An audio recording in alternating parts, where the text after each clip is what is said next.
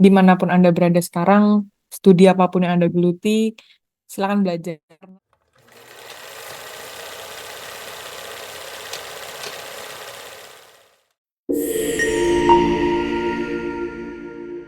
Kala ini singkatan dari Sebijak Talks, merupakan sebuah kampanye audiovisual di sosial media Sebijak yang kami ini ingin membahas berbagai topik seputar perubahan iklim dan juga tentang kehutanan. Nah, setelah ini harapannya bisa menjadi ruang terbuka untuk mendorong percakapan yang kritis dan juga lintas disiplin seputar isu iklim dan juga kehutanan.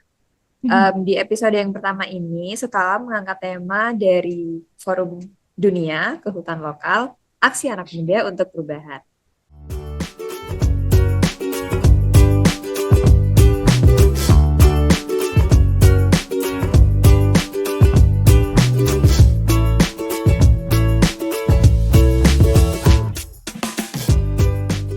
Perkenalkan, nama saya Clara Citra Arundati.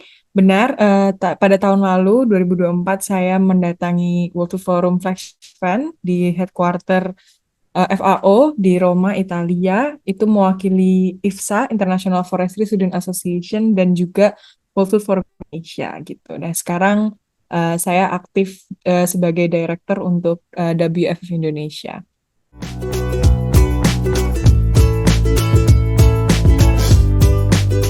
Saya Roman Julio Pratama, merupakan mahasiswa Fakultas Kehutanan tahun angkatan 2024, dan saat ini saya aktif di organisasi IPSELSI UGM.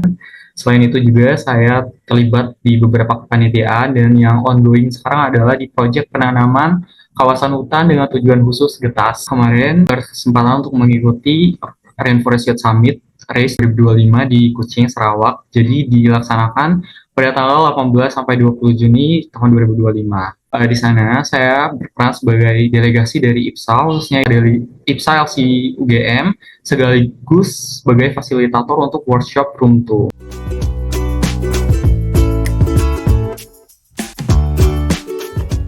Halo semuanya, perkenalkan nama saya Alia Nurhaliza Alimin. Saya bisa dipanggil Alia. Saya merupakan seseorang yang tumbuh dan besar di sebuah pulau kecil bernama Nunukan di Provinsi Kalimantan Utara. Pulau kecil ini terdiri dari banyak masyarakat pesisir karena memang sekeliling kita laut dan banyak banget pemukiman yang berada di atas laut atau dekat dengan area pantai. Saya menyelesaikan studi S1 saya di tahun 2023 lalu dengan mengambil jurusan Ilmu Hubungan Internasional. Ngomongin tentang ketertarikan saya awalnya pada isu perubahan iklim itu bermula di tahun ketiga perkuliahan. Jadi ketika saya masuk di sebuah kelas diplomasi, salah satu tugas akhirnya itu kita diminta untuk melaksanakan sebuah simulasi pertemuan antar negara pihak yang terlibat di bawah Paris Agreement atau Perjanjian Paris. Untuk aktivitas saat ini, saya baru saja menyelesaikan tugas dan tanggung jawab sebagai Kepala Silabus dan Program Pendidikan Green Leadership Indonesia Batch 4, yang mana program pendidikan ini tuh merupakan pendidikan lingkungan non formal yang berfokus untuk membentuk pemimpin hijau yang memperhatikan perspektif keadilan sosial dan juga ekologis. Saat ini fokus terbesar saya itu sedang mengembangkan komunitas lingkungan kecil bernama Suara Ekologi. Kalau teman-teman mau ngecek bisa lihat di Instagram @suaralogi.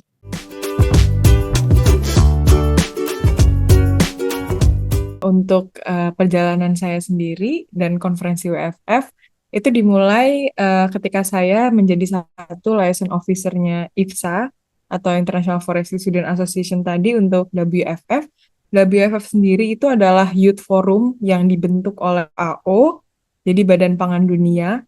Jadi langsung di bawah FAO yang memang tugasnya sejak awal adalah mengumpulkan anak-anak muda dari seluruh dunia di setiap tahunnya untuk melakukan konferensi dalam Sustainable Agri-Food System gitu. Berbeda dengan acara-acara UN agencies yang lain, tapi khusus buat World Food Forum flagship event itu memang terbatas pada usia 18 sampai 35. Jadi mereka benar-benar mau meng-highlight youth engagement-nya.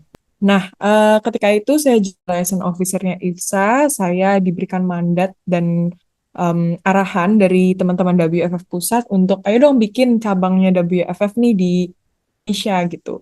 Maka dari itu, ketika menjalani peran sebagai liaison officer, saya juga sekaligus membentuk organisasi WFF di Indonesia. Pada bulan Oktober 2024 itu sesaat sebelum keberangkatan ke Rome, dan akhirnya kami diundang lah untuk berbicara nih seperti apa sih perjuangannya WFF Indonesia di forum kemarin. Jadi ya memang WFF flagship event ini karena dia sebenarnya salah satu produk UN Agencies, memang acaranya lumayan formal, dibentuk ada 2 sesi, sebenarnya sesi utama yang ada di main hall dan atrium, serta sesi-sesi side event yang di berbagai ruangan yang ada di FAO gitu. Nah, terus memang fokusnya dia ke pangan, tapi kan pangan itu ini ya sangat berkaitan dengan sektor lainnya gitu. Sebelumnya mau memperkenalkan sedikit tentang RACE. Jadi RACE itu konferensi pemuda terkait lingkungan yang memberdayakan generasi muda, yang mana generasi muda ini akan menjadi pemimpin masa depan dalam isu keberlanjutan. Dan untuk tema tahun 2025 ini ada Living Landscape Charting a Sustainable Future, yang mengajak aktivis lingkungan, pemuda-pemuda yang peduli dengan lingkungan, serta ilmuwan-ilmuwan yang berkaitan dengan lingkungan itu sendiri untuk berkolaborasi di konferensi ini. Pengalaman ini benar-benar memperluas perspektif saya, karena beneran terlibat langsung dalam diskusi mendalam mengenai sustainability, climate change, and youth advocacy, yang mana sesuai dengan 5 key tematik dari RACE itu sendiri. Saya tuh daftarnya nggak mandiri ke race-nya, tapi karena saya delegasi IPSA, waktu itu ada broadcast dari Mas Afif di grup IPSA LC UGM, yang broadcastnya itu open call untuk menjadi delegasi IPSA LC UGM ke race. Karena tahun ini ternyata race itu berkolaborasi dengan IPSA. Bagi yang berminat, mengisi form yang disediakan. Saya tertarik untuk mengikuti race ini karena merupakan saya ingin merasakan bagaimana international conference. Kebetulan race ini merupakan international conference pertama saya, dan beneran ternyata sesuai ekspektasi saya untuk menambah ilmu, menambah network. Alhamdulillah, saya di akhir tahun 2023 lalu diberi kepercayaan dan juga kesempatan untuk mengikuti konferensi iklim tahunan, yakni Conference of the Parties yang ke-28 di bawah UNFCCC di Dubai, Uni Emirat Arab. Kesempatan ini awal mulanya saya dapatkan ketika saya mengikuti sebuah program pendidikan lingkungan non-formal bernama Green Leadership Indonesia, angkatan ketiga. Di dalam proses pendidikan, dibukalah kesempatan seleksi bagi para peserta pendidikan yang mau mengikuti Conference of the Parties yang ke-28 ini. Saya kemudian mendaftarkan diri dan menjalani proses seleksi yang terdiri dari 3 tahap. Yang pertama adalah seleksi esai, kemudian yang kedua public pitch. Public pitch ini adalah ruang di mana kita harus menyampaikan gagasan kita dan apa yang menjadi fokus kita dalam konteks perubahan iklim. Lalu bagaimana kita bisa mewakili suara kolektif dari komunitas Green Leadership Indonesia ini. Setelah itu baru masuk ke tahap terakhir, yaitu seksi wawancara, yang mana para panelisnya ini terdiri dari banyak para ahli yang sudah sangat berpengalaman di konteks kebijakan lingkungan atau iklim global.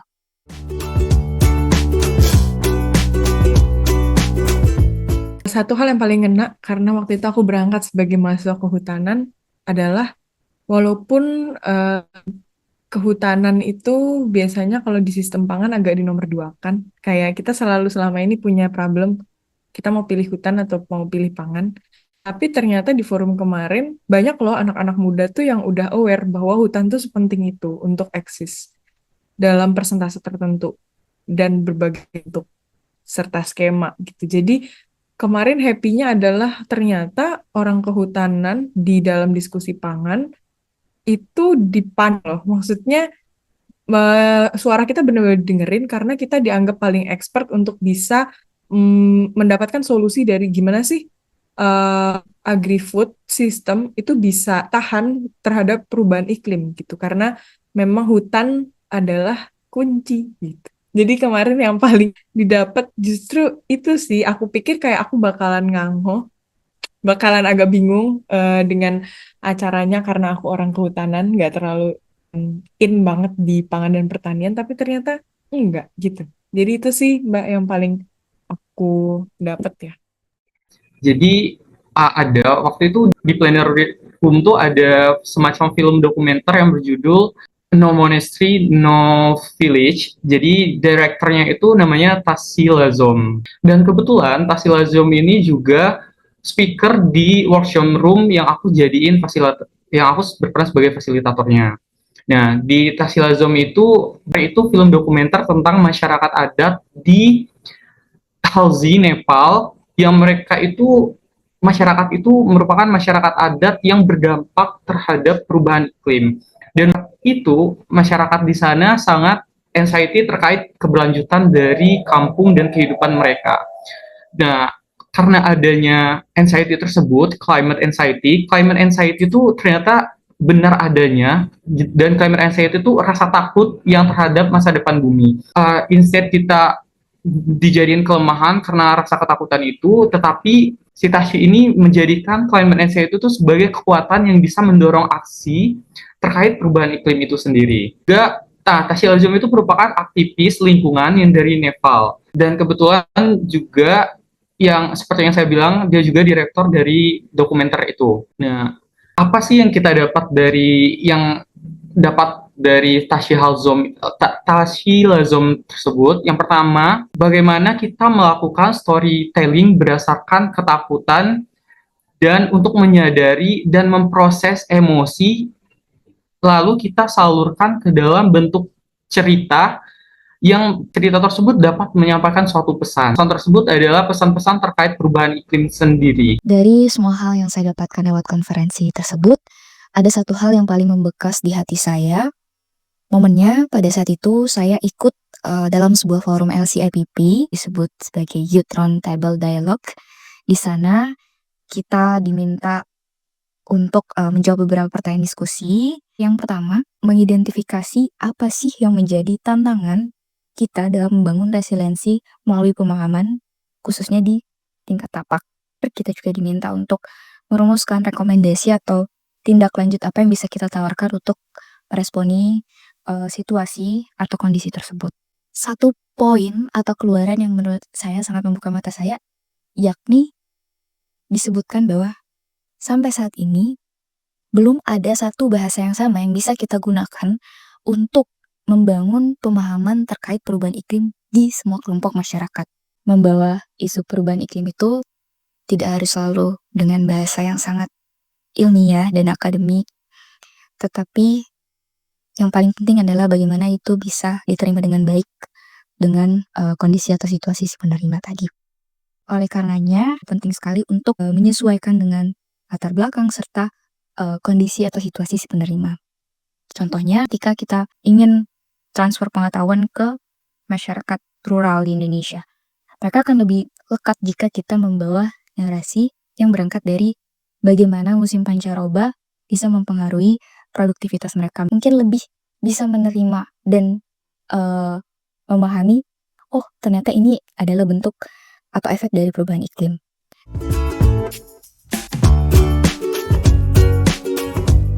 Menurutku yang pertama sih tentunya climate smart agri-food ya. Itu mencakupnya banyak banget dari sisi bagaimana pertama kita bisa bikin agroekologi, misalnya kayak landscape manajemennya, berapa persen sih hutan harus ada dalam sistem pertanian itu ternyata penting. Kemudian yang kedua tentunya dari bagaimana pembacaan data. Banyak banget data kehutanan itu juga ternyata sangat berpengaruh kayak tutupan lahan, kemudian data climate-nya, dan bagaimana sih kita bisa memvisualisasikan data itu sebagai input ke teman-teman petani untuk mereka bisa merancang perencanaan agrikultur yang sesuai sama iklim yang lagi nggak tentu. Biasanya orang-orang kehutanan tuh juga aware lah ya sama sistem DAS, terus gimana kita ngelola data AWS, Automatic Weather Station gitu. Itu kedua. Ketiga tentunya pengelolaan air, kayak misalnya Karena kan air sangat dipengaruhi ya sama perubahan iklim. Sih kita ngerancang pertanian itu yang airnya nggak butuh banyak, tapi bener-bener optimal penggunaannya. Misalnya kita udah mulai pakai sensor, kalau misalnya dia kering baru si airnya itu bakalan keluar ke lahan pertaniannya. Gitu. Jadi kayak lebih ke inovasi-inovasi yang bisa diterapin di Indonesia dan kayaknya udah banyak sebenarnya yang menerapkan terutama petani-petani muda gitu. Yang paling penting adalah ini pencegahan bencana. Jadi, kenapa aku bilang pencegahan bencana itu penting? Karena kemarin juga banyak ngomongin bahwa perubahan iklim itu memberikan resiko yang sangat tinggi terhadap praktisi lapangan yang sekarang bekerja di bidang pangan, terutama nelayan dan petani. Karena perubahan iklim itu bikin pertama nelayan nggak tahu waktu berlayar yang tepat, mungkin aja badai dan itu sangat amat bahaya buat mereka. Yang kedua petani, itu kan teman-teman juga mungkin tahu banyak banget petani yang saat ini punya lahan itu di daerah yang slope-nya miring banget. Nah, memang itu kan biasanya lahan yang cocok buat pertanian hortikultur gitu. Nah, jadi gimana sih caranya supaya walaupun perubahan iklim ini terjadi, longsor tuh tetap bisa terkendali gitu. Jadi petani-petani itu nggak membahayakan dirinya sendiri ketika kerja lapangan gitu. Itu sih sebenarnya hal-hal kayak gitu yang bisa kita terapin di Indonesia. Tentunya yang pertama dari inovasi, kedua pendidikan ke praktisi. Gitu sih. Indonesia sendiri kan banyak masyarakat adat, dan masyarakat adat itu tinggalnya cuman di, kalau nggak salah, 5% dari populasi dunia, tapi dia mempunyai peran penting dalam perlindungan biodiversitas sekitar 80% biodiversitas dunia. Dan mereka tuh secara tidak langsung menjaga bumi, tetapi karena perubahan iklim sendiri, mereka tuh justru yang paling rentan punah tinggalnya gitu. Dan Indonesia kan banyak masyarakat adat.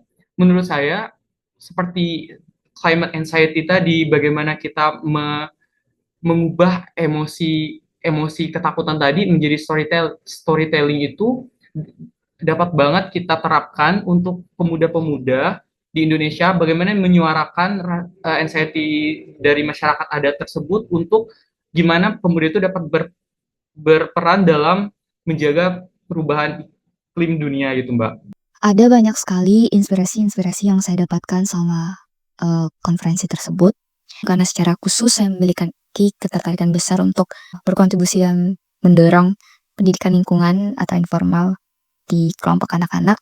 Oleh karenanya, inisiasi yang sempat saya lakukan pasca mengikuti konferensi itu adalah melakukan edukasi iklim di sebuah sekolah dasar yang ada di tempat saya tinggal dengan teman-teman saya yang lainnya yang juga berasal dari komunitas GLI. Apa sih yang membuat kegiatan ini cukup berbeda dari kegiatan lainnya? Yang pertama, dari segi konsep kita membuatnya bisa berjalan seinteraktif dan separtisipatif mungkin. Contohnya, dalam sesi penyampaian materi itu kita upayakan bisa terjadi secara dua arah.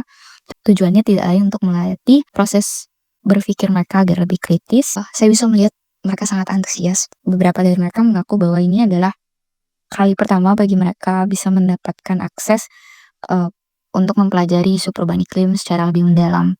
Yang mana sejauh yang saya amati memang isu perubahan iklim ini masih sukar ditemui di berbagai subjek atau mata pelajaran yang tersedia di sekolah formal. Padahal sebenarnya anak-anak itu tergolong sebagai salah satu kelompok rentan. Sehingga menurut saya sangat penting untuk membangun resiliensi. Kemudian terakhir kita tutup dengan melakukan penanaman pohon. Tujuannya tidak hanya untuk lingkungan, tetapi untuk membangun rasa koneksi yang kuat antara anak-anak dengan alam. Ada satu pemaknaan pribadi yang lahir dari kegiatan tersebut. Saya melihat bahwa kemauan mereka untuk mempelajari isu perubahan iklim itu sangat besar. Namun yang menjadi tantangan adalah ketersediaan akses pembangunan kapasitas atau pendidikan iklim yang masih sangat jarang bisa mereka jangkau. Dan itu tentunya akan menjadi motivasi saya untuk bisa melakukan program-program yang bermanfaat untuk mendorong peningkatan pendidikan lingkungan atau iklim ke depannya.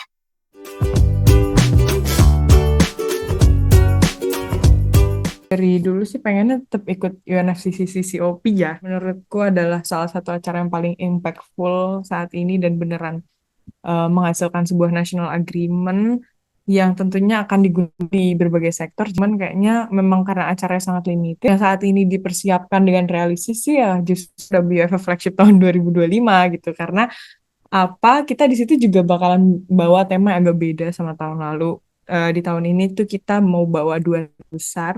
Yang pertama adalah geopolitical tension, adalah tema yang sangat-sangat sensitif tapi sangat amat seru juga untuk dibawakan. Dan yang kedua adalah tentang free meal program atau MDG. Bagaimana sih sebenarnya kita harus ngerancang sistemnya program pemerintah yang lebih memitigasi perubahan iklim. Itu sih justru kalau yang realistically speaking sedang mempersiapkan itu. Jadi sebelum acara yang ke Roma tahun ini, kita ngadain acara yang di Jakarta dulu, tanggal 27 sampai 28 September. Jadi kalau teman-teman mau mulai yang internasional tapi bingung mulai dari mana, bisa ikut yang nasional dulu. Nanti di Jakarta kita kerjasama dengan FAO Indonesia dan PIJAR untuk Indonesia Food Symposium. Jadi nanti datang aja supaya nanti suara teman-teman bisa terakomodir untuk kita bawa ke Italia. Gitu. Konferensi lain pengen banget diikutin itu adalah konferensi yang berkaitan dengan climate change yang dari United Nations, Mbak. Karena saya rasa penting bagi pemuda dari Indonesia, karena Indonesia kan negara dengan hutan tropis, supaya saya tahu bagaimana pengalaman dari orang petinggi negara itu mengambil sebuah keputusan dan berdiskusi terkait climate change itu, yang dapat saya terapkan jika saya suatu saat menjadi orang pemimpin. Pengalaman tersebut bisa saya jadikan patokan gimana mengambil keputusan yang baik dan bagaimana saya dapat memperluas jejaring saya bersama calon-calon pemimpin dunia atau bahkan yang sudah menjadi pemimpin dunia. Terkait konferensi iklim yang pengen sekali untuk saya ikuti di masa depan, ada satu namanya Global Conference on Climate and Health yang utamanya di-host oleh World Health Organization atau WHO. Karena sebenarnya saya itu fokus utamanya di isu perubahan iklim ini di irisan antara perubahan iklim dan kesehatan. Saya meyakini bahwa kesehatan merupakan bagian dari aspek sosial yang juga perlu diarus utamakan dalam konteks menghadapi perubahan iklim ini. Kesiapan dan resiliensi dari masyarakat itu sangat bergantung pada sistem respon yang cepat, tepat, dan juga setara dari segi aksesnya. Seperti yang kita ketahui, kondisi dan situasi setiap negara berbeda-beda. Ada yang sangat rentan, ada yang level kerentanannya tidak terlalu tinggi. Jadi menurut saya, membangun kesiapan masyarakat untuk menghadapinya dengan membangun sistem kesehatan yang memadai dan juga yang adil secara akses menjadi penting, karena efek dari perubahan iklim ini tentunya bisa berdampak atau datang dengan wujud yang berbeda-beda, mulai dari bencana iklim, penyebaran penyakit, dan lain sebagainya. Bahkan dari segi kesehatan mental, apalagi bagi masyarakat-masyarakat yang terdampak dari segi ekonomi, itu juga tentunya bisa mempengaruhi tatanan individu atau keluarga. Dan beberapa hal yang saya ekspektasikan bisa pelajari lewat konferensi ini tentunya yang pertama adalah bagaimana cara membangun sistem kesehatan yang adaptif dengan perubahan struktur lingkungan akibat perubahan iklim. Lalu yang kedua, bagaimana memastikan sistem itu bisa setara secara dalam akses dan juga menyentuh seluruh kelompok masyarakat.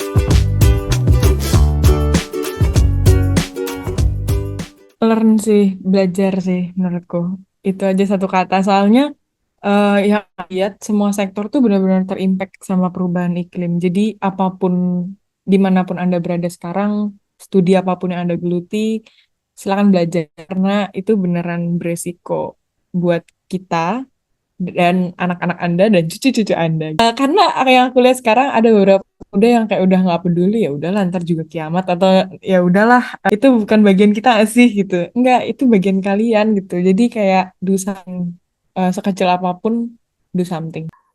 Seperti yang saya tahu sebelum saya mengikuti Rainforest Youth Summit atau bahkan sebelum menjadi mahasiswa Fakultas Kehutanan, yang saya tahu itu adalah mungkin banyak pemuda juga yang hanya tahu kalau perubahan iklim itu tentang wah suhu bumi itu naik jadi kita kepanasan. Padahal perubahan iklim itu lebih dari itu, tapi itu tentang soal keadilan antara suatu komunitas dengan komunitas lain yang bersangkutan adalah komunitas masyarakat adat, dan tentang keadilan generasi yang sekarang dan generasi masa depan. Itu tentang suatu keadilan, bagaimana perubahan iklim itu harus mencapai suatu keadilan, Mbak.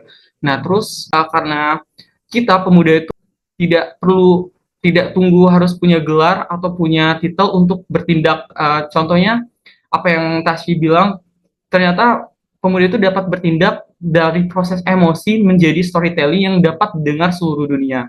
Pesan atau harapan buat anak muda terkait perubahan iklim dari saya yaitu kita perlu meyakini bahwa kita bukan hanya sekadar generasi sekarang yang menerima dampak dari perubahan iklim, tetapi kita juga merupakan generasi penentu tentang bagaimana kehidupan selanjutnya.